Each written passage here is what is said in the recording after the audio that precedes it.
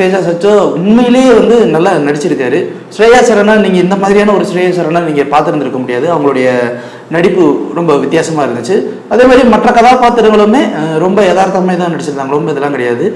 இந்த படம் என்ன அப்படின்னா, ஒரு இந்துத்துவா அப்படிங்கிற அந்த ஒரு பேக்ட்ராப் ஸ்டோரியை வந்து நிறைய கையில் எடுத்து பிடிக்கிறதுனால இது எல்லாருக்குமான படமா அப்படின்னு கேட்டால் கொஞ்சம் கஷ்டம்தான். எல்லாருக்குமான படம் இது கிடையாது. ஒரு சில சாராருக்கு கிடையாது. அதுவும் தமிழ்நாட்டில் வந்து பார்த்தீங்கன்னா பலதரப்பட்ட மக்கள், பலதரப்பட்ட உணர்வுகளை கொண்ட இனங்களை கொண்ட மனிதர்கள் வாழ்ந்துகிட்டு இருக்காங்க. இந்த படம் எல்லாரையும் திருப்திப்படுத்துமா அப்படின்னா கண்டிப்பாக திருப்திப்படுத்தாது. ஒரு சாராரை மட்டுமே திருப்திப்படுத்தும். ஆனால் இந்த படம் ஒரு ஒரு எப்படி சொல்லணும்னா, ஒரு ஸ்க்ரீன் பிளே, ஒரு சூப்பர் நேச்சுரல் பவர், அதே மாதிரி ஒரு மித்து, அந்த மித்தை வச்சு ஒரு படம் எடுக்கணும் அப்படின்னா இது நல்ல படம்.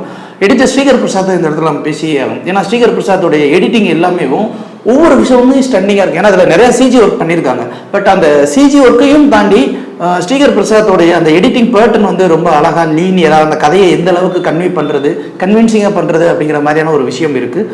இந்த படத்துடைய சினிமாட்டோகிராஃபி சூப்பராக இருக்குது. உண்மையிலேயே நல்லா இருக்கும். ஏன்னா இது வந்து நிறைய செலவு பண்ணியிருக்காங்கிறது நீங்கள் படம் பார்க்கும்போது நமக்கே தெரியும். அந்த அளவுக்கு விஷுவலாக வந்து நிறைய விஷயங்களை வந்து செட்டு போட்டு ஆர்ட் ஒர்க்லாம் நிறைய பண்ணியிருக்காங்க. அதுவும் நல்லா இருக்கும். அதே மாதிரி வந்து இந்த படத்துடைய மியூசிக்கை நம்ம பேசியாங்க. ஒரு படத்துக்கு மிகப்பெரிய பலம் பின்னணி இசை.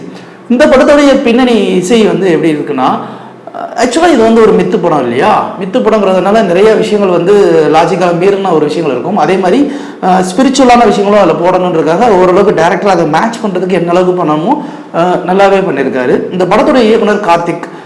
இந்த கார்த்திக் வந்து இது ஐடியா எப்படி தோணுச்சு அப்படிங்கிறது தெரியல. பட் ஆனால் அதர் லாங்குவேஜ் மூவின்ற ஒரு பாகுபாடு இல்லாமல் நாங்கள் இந்த படத்தை போய் பார்க்கும்போது எங்களுக்கு தோணுன ஒரு விஷயம் என்னென்னா, நம்ம ஊர்லேயே நிறைய கதைகள் இருக்குல்ல, அந்த மித்தாலஜிக்கலான கதைகள் இருக்குல்ல, அதையும் இந்த காலகட்டத்துக்கு ஏற்றாப்புல மாற்ற முடியும், அடாப்ட் பண்ண முடியும் அப்படிங்கிற ஒரு விஷயத்தை இவர் நல்லாவே பண்ணியிருக்காரு அப்படிங்கிற ஒரு விஷயம் நல்லாவே புரியுது.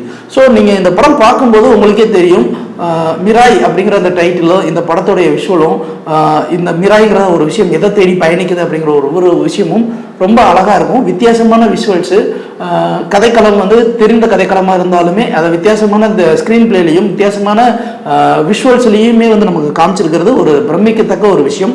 நிஜமாக மிராய் படம் பார்க்கக்கூடிய ஒரு படம்.